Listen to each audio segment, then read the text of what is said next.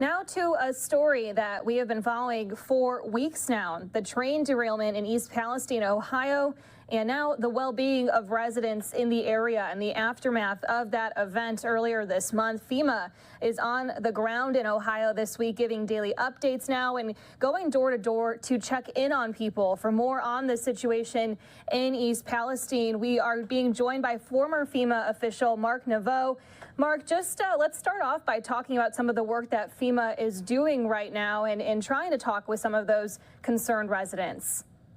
Yeah, what they're doing is they're partnered up with EPA, Environmental Protection Agency, CDC, Centers for Disease Control, certainly the railroad, local officials in town, and they're trying to get information to each individual in that community about what's taking place, what's being done to mitigate the situation, how the cleanup's going, and answer any questions and see if they have any needs and try and fill those needs.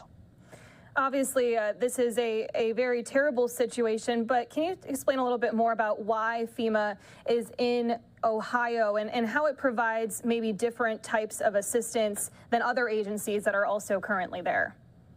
Yeah, this is pretty unique for FEMA, and the reason they're there in this particular instance, typically they would not be there because although this damage is severe by all means, it doesn't rise to the level of a presidential disaster declaration. However, what has happened is that there was concern about how it was being handled, was it being done appropriately, etc. And so the president said, I would like FEMA to go in there and partner with the agencies that we talked about earlier and put together a recovery plan.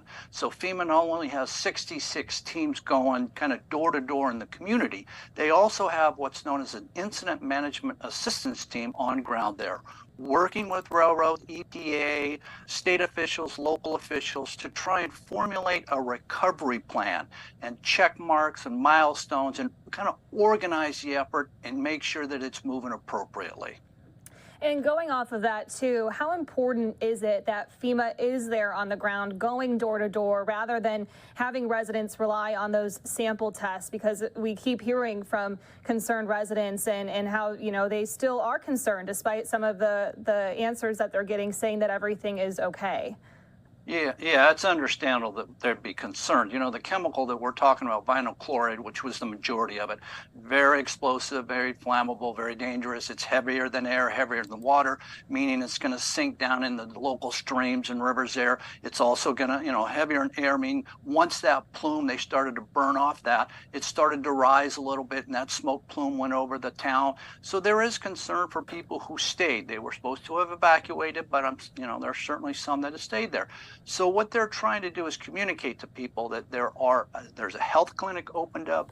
They're doing, I think it's 15 monitoring wells in the ground around the community. They're doing air testing with EPA.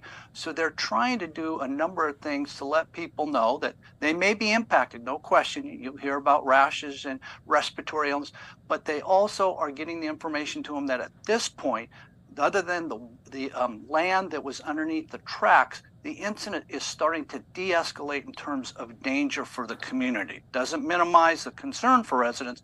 That's one of the reasons they're communicating with them. So what comes next in this in terms of enforcement? How do we move forward from where we're at right now? Yeah, what happens in this case is that the first right of recovery by law goes to the shipper, in this case, Northern Pacific Railroad. Norfolk, Railroad. And so they have to come in and handle the cleanup. Now, what we're hearing is that they're working towards doing that. There's over, I think it's 1.2 million gallons of water have been absorbed, and they're getting ready to ship that to a hazardous materials location to inject into the ground where they can store that. They've also got, I think it's like 5,000 cubic yards of dirt that they've started, contaminated soil that they're shipping out of there.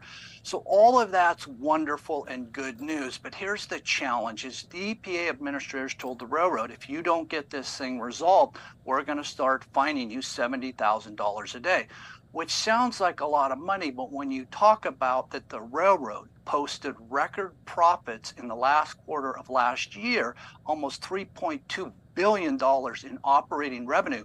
When you talk about $70,000 a day, it really doesn't equate to a large amount of money for them. But here is where the enforcement has some of its teeth, if you will, the stick.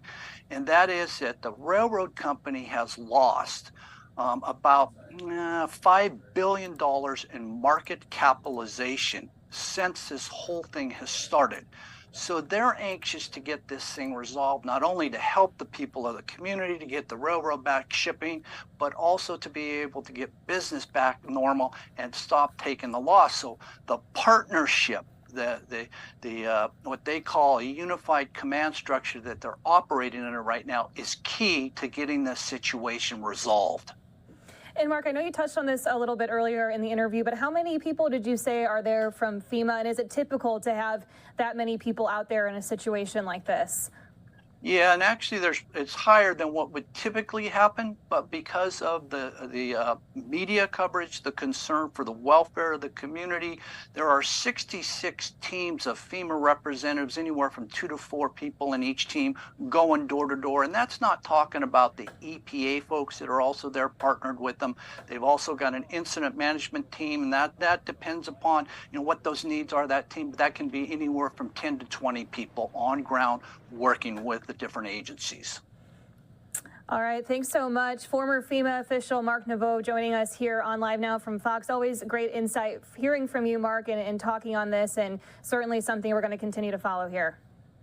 Thank you, Lexi. You have a good evening.